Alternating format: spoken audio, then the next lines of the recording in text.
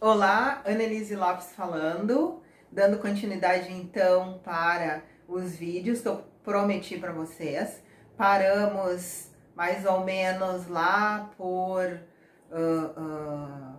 2018, em mais ou menos novembro, né? Então, deixa eu colocar para vocês o que aconteceu. Depois que eu fiz a cirurgia bariátrica em agosto de 2018, eu viajei para Portugal levando o meu trabalho de psicoterapia reencarnacionista com palestras e com atendimentos. E em novembro, quando eu cheguei, na primeira semana, eu atendi uma pessoa e nesse atendimento foi que acenderam todos os meus alertas possíveis e imaginários. Foi exatamente assim, a pessoa estava na minha frente me dizendo que estava vindo para iniciar um tratamento para trabalhar a parte emocional, porque ela estava terminando um tratamento de câncer de mama e ela gostaria de se entender, né? Entender um pouco mais os processos os quais levaram ela a desenvolver essa doença e tudo mais. E aí aquela vozinha que às vezes fica, né, nos sinalizando algumas coisas, começou. Pergunta para ela como é que foi. E é de praxe, né, como sou terapeuta, perguntar algumas coisas. E eu perguntei o que, como que aconteceu, que ela se deu conta, né, do que estava acontecendo. E quando ela começou a me contar, eu simplesmente as luzinhas internas se acenderam todas e eu percebi que eu estava numa situação muito parecida à dela quando ela começou a investigação e foi buscar através de exames, biópsia e tudo mais. Pois bem, ela foi embora, eu liguei para minha médica, pedi uma consulta com ela. Fui para consulta, tipo menos de uma semana depois, e na consulta, apalpando, a médica percebeu que tinha sim um nódulo, parecia pelo menos. E eu já tinha praticamente certeza, porque eu vinha sentindo, embora como fazia mais ou menos 20 anos que eu cuidava cistos mamários, mas eu pensei que daqui um pouco, pelo fato de eu ter emagrecido já bastante, a mama ficou menos densa e mais fácil de sentir, de apalpar e tudo mais aqueles cistos. Então a médica me pediu que eu realizasse ecografia mamária e mamografia.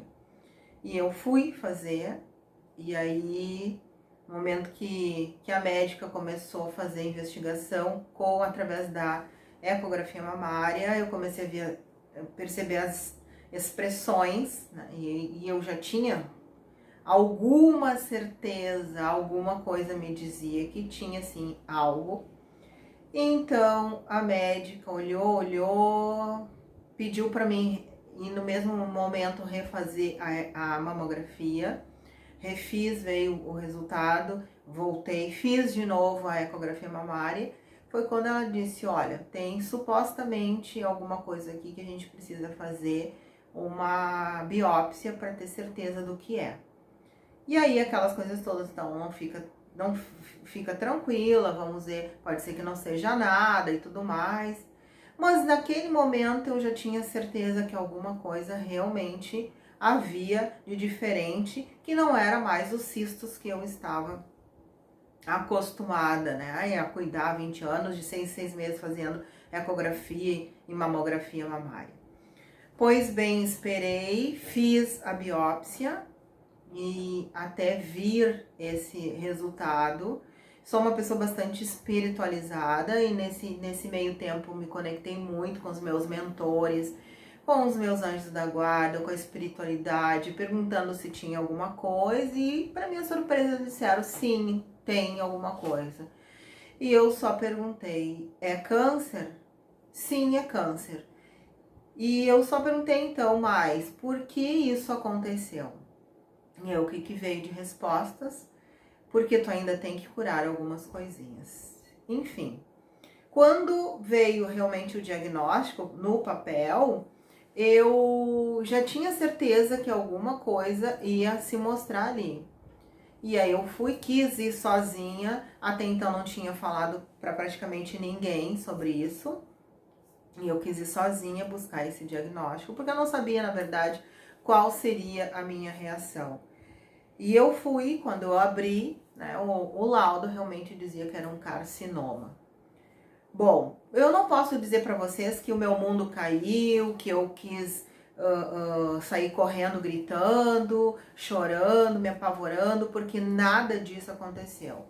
Eu abri o envelope, olhei, e só algo que dentro diz assim, apenas está comprovado no papel algo que tu já sabia, e agora então nós vamos ter que arregaçar as mangas e trabalhar em cima disso. Eu saí dali, fui pro meu carro, fiz um pequeno vídeo e falando que eu tinha recebido esse diagnóstico, guardei esse vídeo, enfim.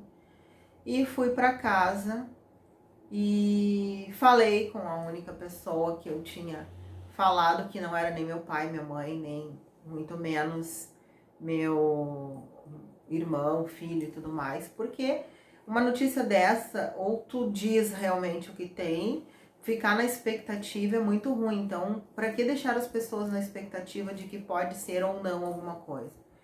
E nesse dia, então, eu resolvi contar pro meu irmão e contei pro meu filho, mas não podia contar pro meu pai, pra minha mãe, naquele momento, porque são pessoas mais velhas e eu tinha ainda que me restabelecer, me fortificar para saber como que eu ia agir, o que precisava, na verdade, dali para frente. Então, eu preferi me fortificar, contar só para essas duas pessoas que eu sabia que eu podia contar com eles, enfim.